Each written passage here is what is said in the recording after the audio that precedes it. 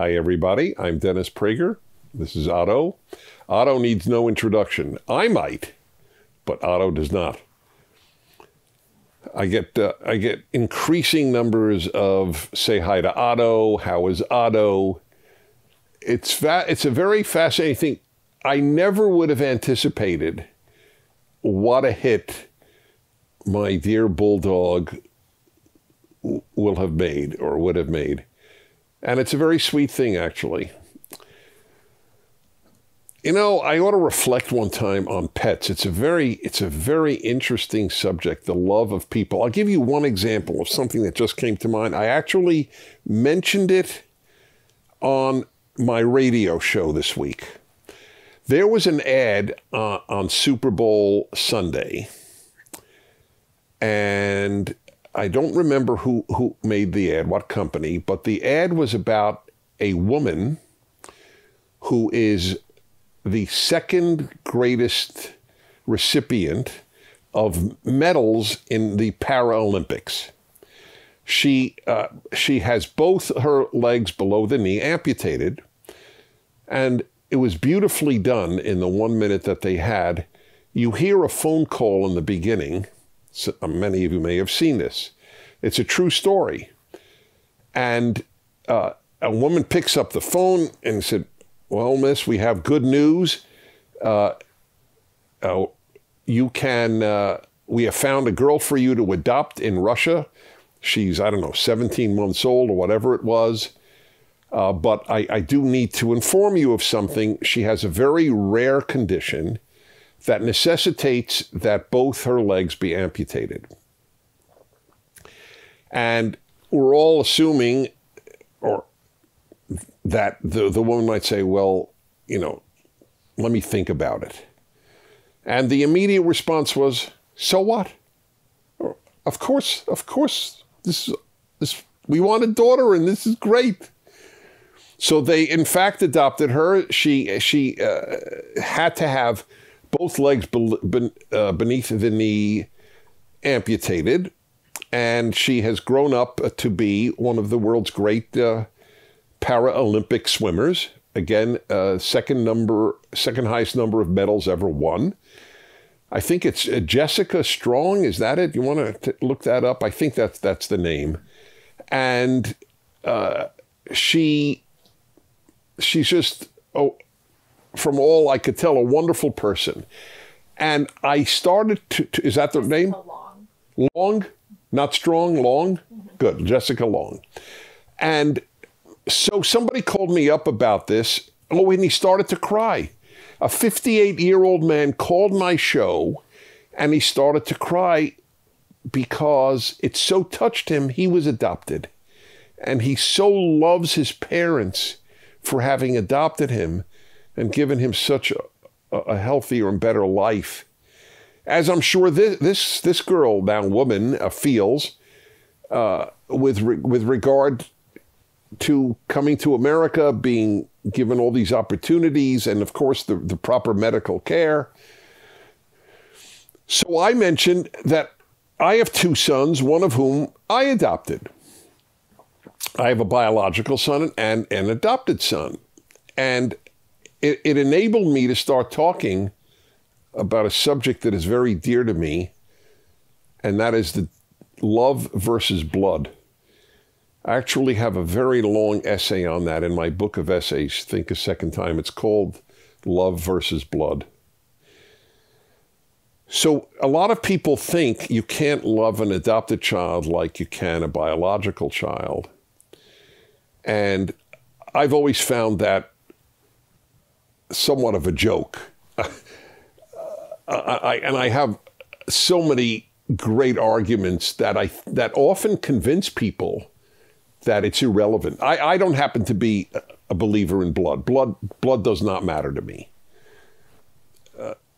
For most people, if they have a good marriage, the person they're closest with on earth is their spouse, who is not blood, just for the record. But I give you a whole bunch of arguments. Here's one of my favorite sayings on this, and that is, I have no interest in passing on my seed I have interest in passing on my values.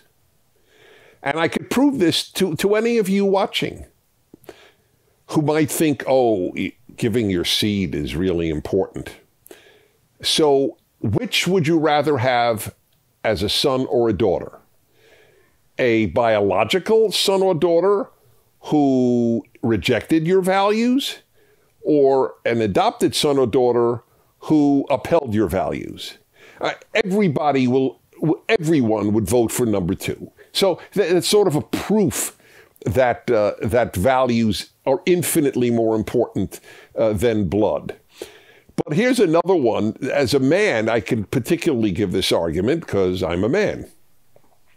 So I'm in the somewhat, it's not unique by any means, but I have both. I have one of each, as it were, both sons. So I'm sort of a living litmus test for this, of a biological son and an adopted son. So I often tell people, from my perspective as the father, I had the exact same experience. When did I first see my biological son? The day he was born. I didn't carry him, right? My first interaction with him was the day he was born. Well, my first interaction with my adopted son was the day he was born. What difference is it to me? There are so many clear arguments. Oh, here's another one. This really gets people, and it's Otto that made me think about this. People love their pets, right? So I say to people who find it hard to imagine, oh, could I really love an adopted child like a biological child? So I always ask them, let me ask you something. Do you have a dog? Yeah. You love your dog? Oh, God, do I love my dog. Are you biologically related to your dog? Somehow that really hits the spot, right? Very few people are biologically related to their pet, right? I mean, is that a fair generalization?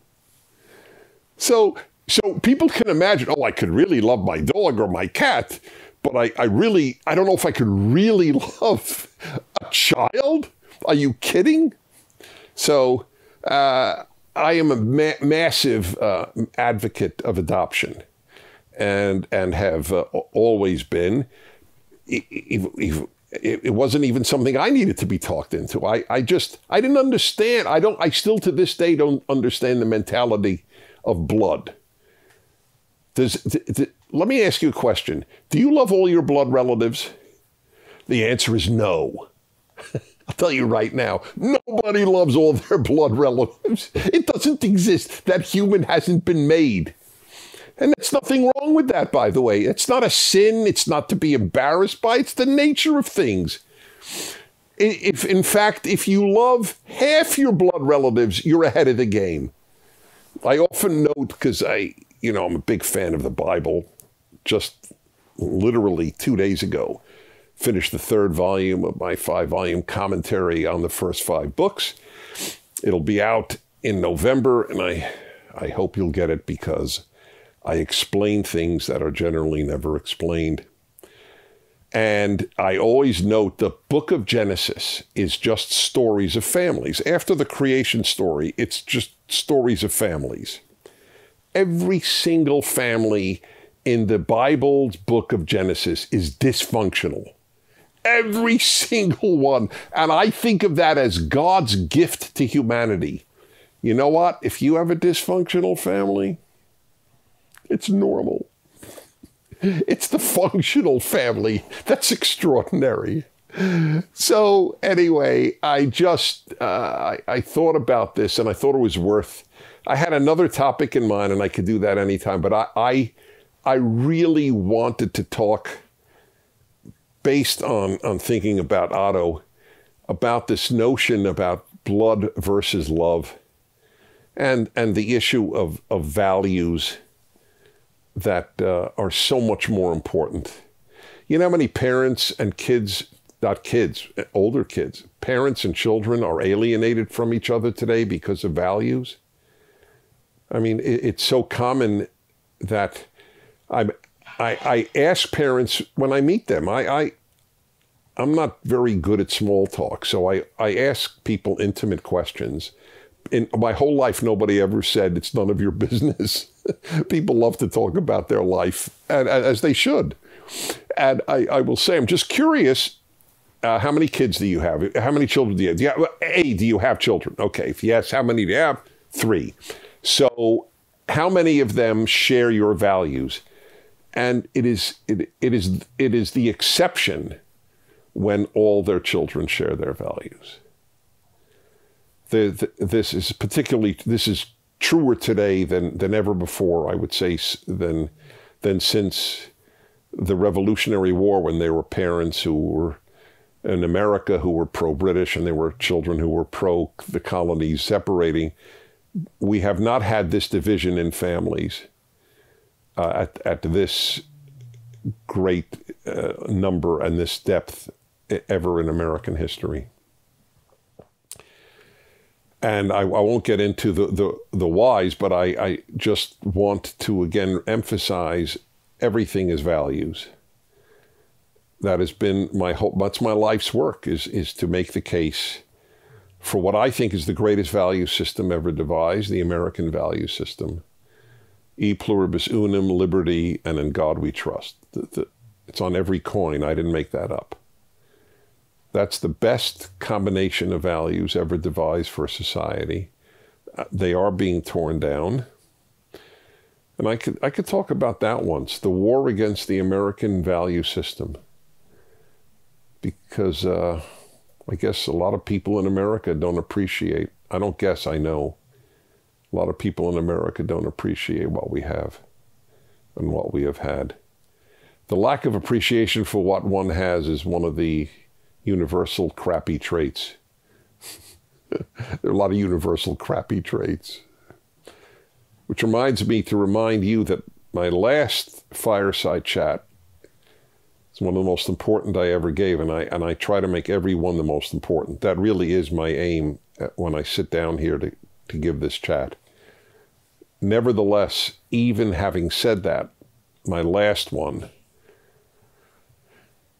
about how lousy human nature is, and therefore how incredible America has been, is something worth watching and worth sharing and worth watching again for that matter. The realization of human nature, of what it's like, is really is almost the whole battle. Do you realize how flawed it is? Something Judaism and Christianity so deeply share, which is why we speak about Judeo-Christian values, which reminds me of another great topic. Why do we say Judeo-Christian when they don't have the same exact beliefs? But I will deal with that. Anyway, I'm very happy I got to talk to you about love as infinitely more important than blood. And I live it in my own family. Okay, good time for questions. And we begin with... Hi, my name is Gideon Onislow. I'm 15 years old, and I live in Huntsville, Texas. And my question is, how do you debate someone who claims that the oppressed need to be advantaged while the rich need to be disadvantaged in order to make things equal? All right. Thank you, Gideon. 15. You know, it gives you hope when all these really young folks, young teens even, have these intelligent questions, take these ideas seriously. It's great. So let's see. How do you debate someone who claims that the oppressed, which he puts in quotes, need to be advantaged while the rich need to be disadvantaged in order to make things equal? Well, this is worthy of its own fireside chat, actually. First, let me make an incredibly obvious statement, but equally controversial, which is so sad. Basically speaking, nobody's oppressed in America. Okay? If you are oppressed in the United States, you might have been oppressed by, for example, your family. That's true. If you've been abused by a relative or by your mom's boyfriend, you've been oppressed. That's a fair way of defining the word oppressed. But America has not oppressed you. And if you walk around thinking you're oppressed, that is bad for you. I can't think of a worse way to walk through life than thinking you're a victim. I have a chapter on victimhood in my book on happiness, written well before all of these current events that had nothing to do with the current situation, that people who think that they're oppressed are going to be miserable human beings.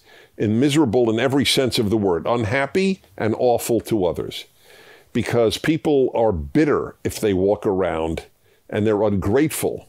It's a bad combination, bitterness and ingratitude. So I agree with you, Gideon, of putting oppressed in quotes. About making everything equal, well, that too.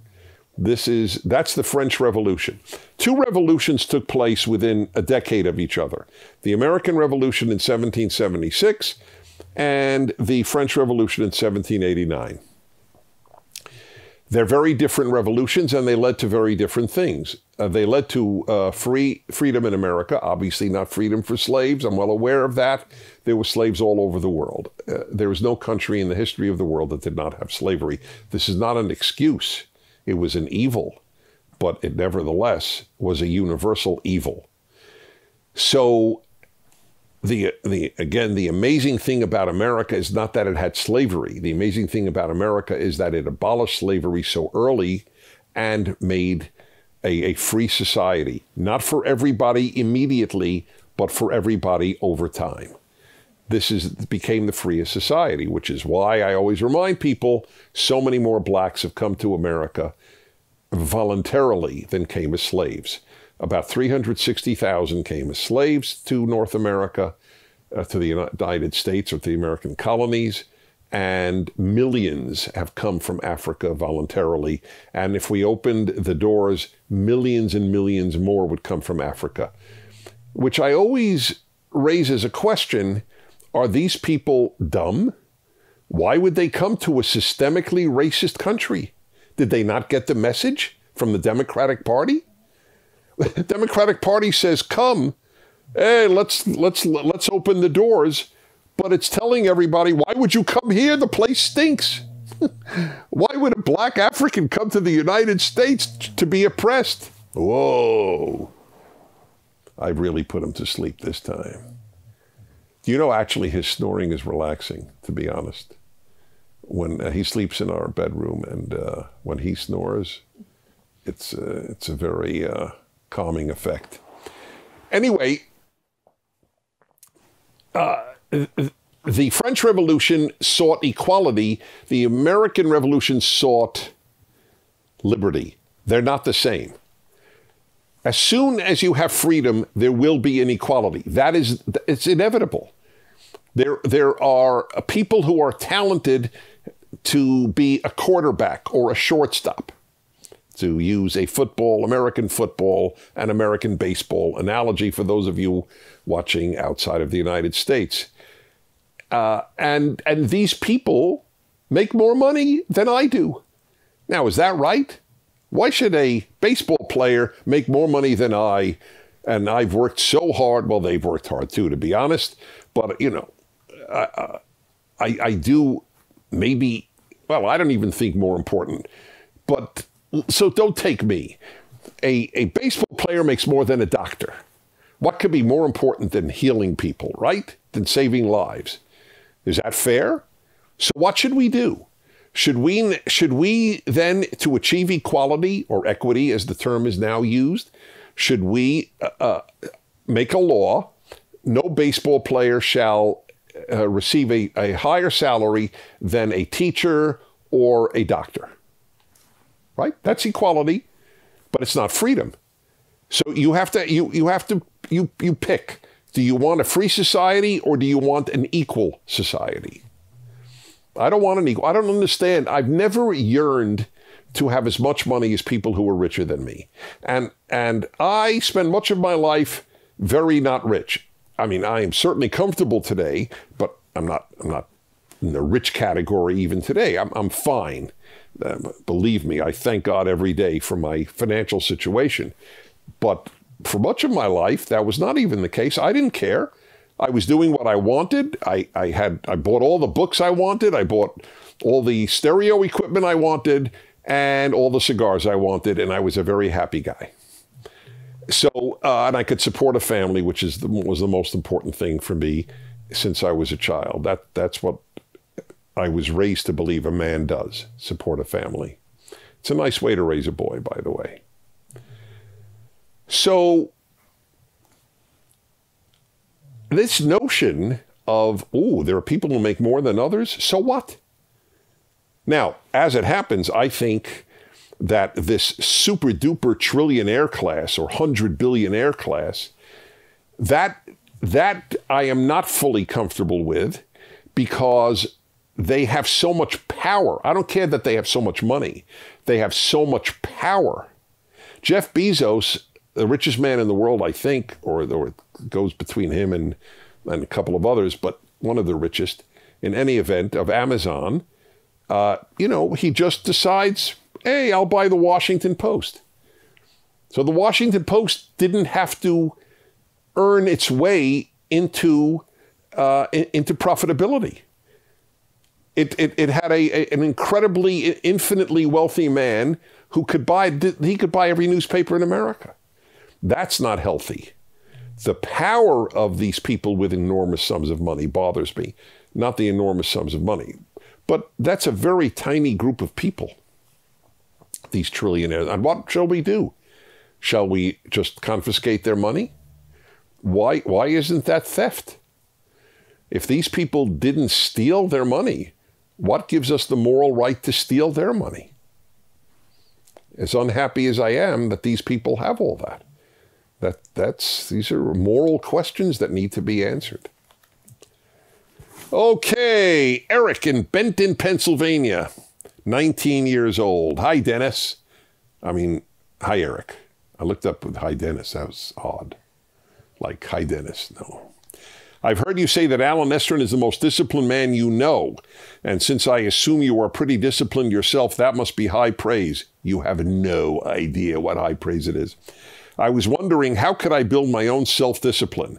I find it hard to follow through when making new habits and getting rid of old ones. Thank you. You are not alone. Finding it hard to get rid of old habits?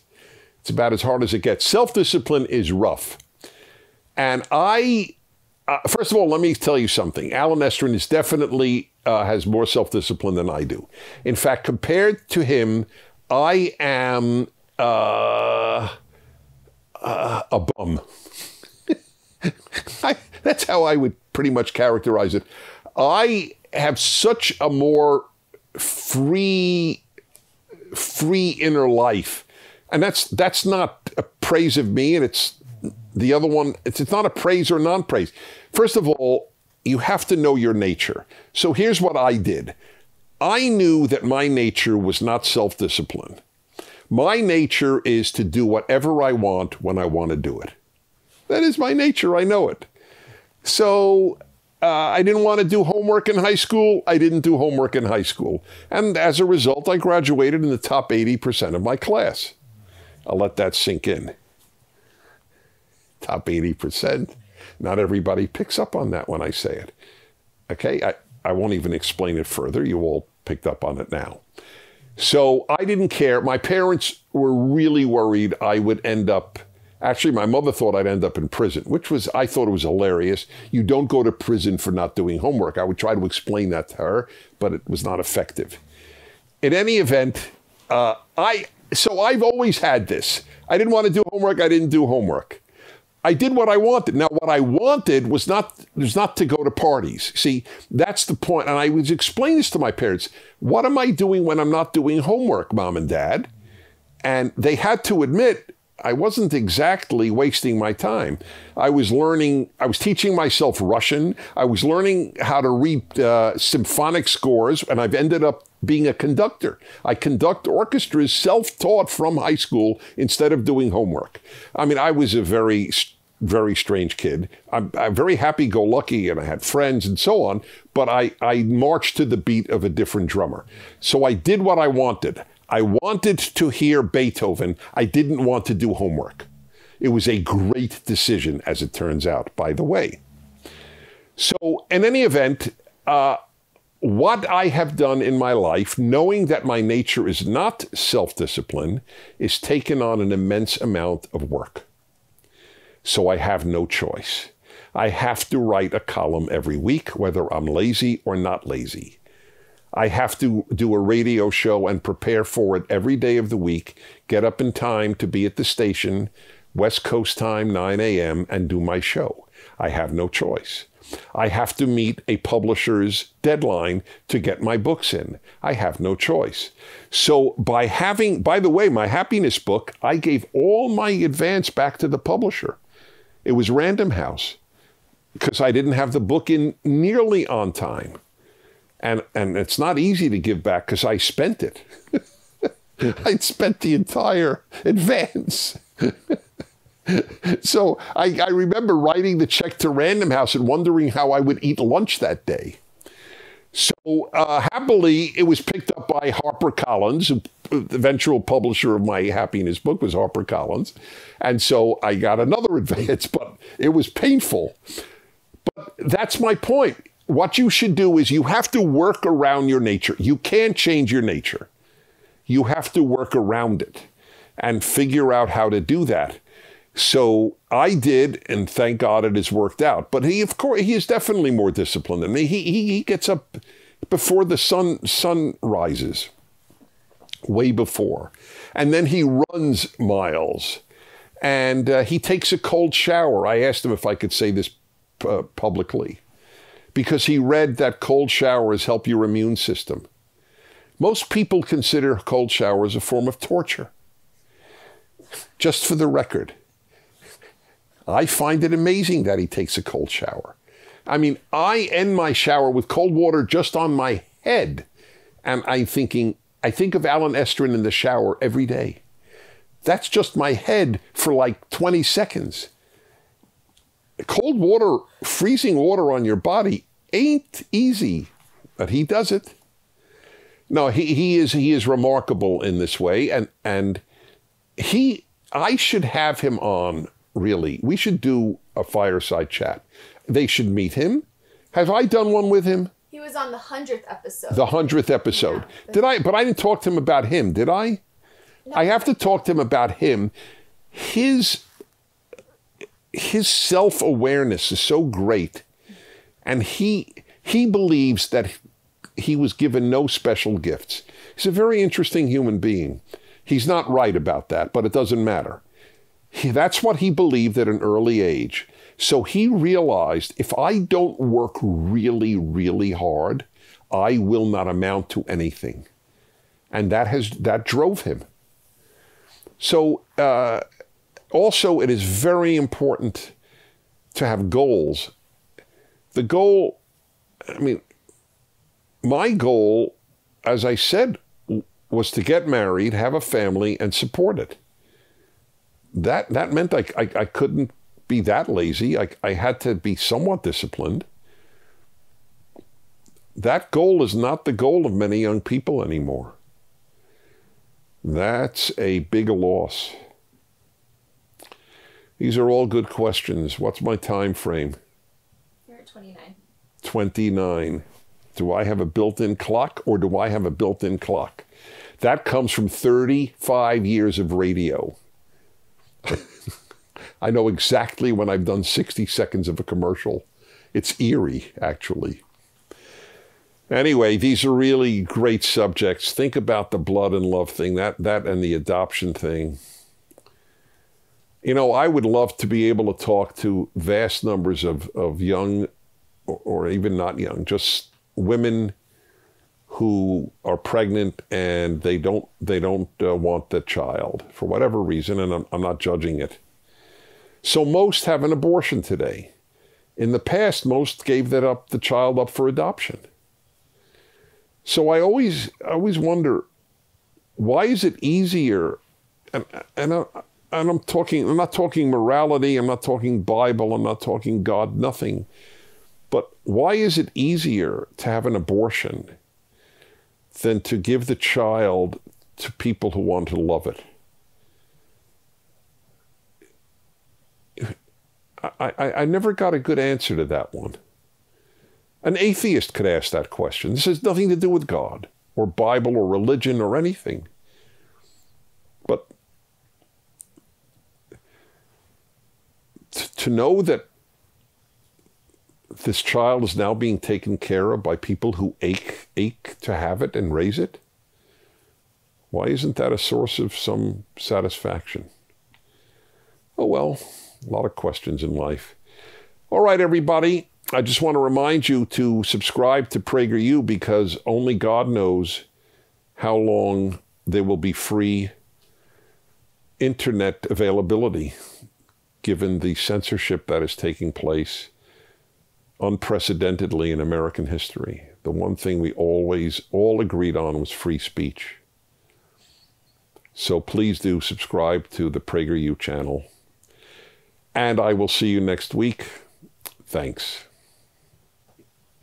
Thank you for watching this video. To keep PragerU videos free, please consider making a tax-deductible donation.